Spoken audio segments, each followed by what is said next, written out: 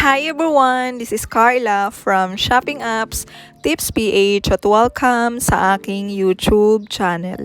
Our topic for today is how to send money from ShopeePay to Cbank. If you are interested, keep on watching.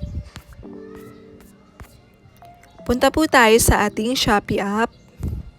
And then dito sa baba, i-click po natin ang Me icon. And then, dito sa My Wallet, nandito po ang ShopeePay, Coins, SPay Later, and Vouchers. Sa apat, i-click po natin ang ShopeePay.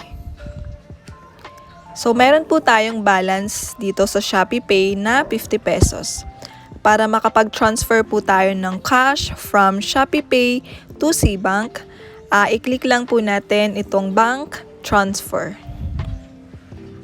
So, nakalink na po ang aking Cbank dito sa ShopeePay, kaya i-click na lang po natin itong Cbank. And then, para makapag-send po tayo ng cash sa Cbank, i-enter lang po natin ang amount na isi-send natin sa Cbank. For example ay, ito, ayan, total amount to pay is 50 pesos. Meaning, wala po tayong babayaran na transfer fee na 15 pesos. So, hanggang ngayon, free transfer pa rin po ang ShopeePay to Cbank.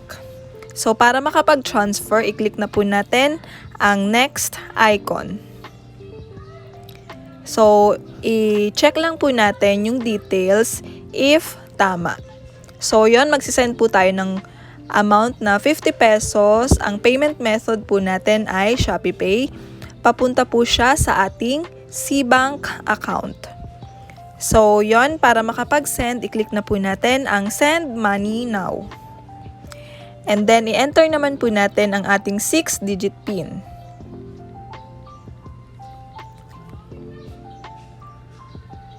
So, yon, payment successfully. So, punta naman po tayo sa ating Cbank para ma-check po natin if pumasok na yung transfer nating pera from ShopeePay to Cbank.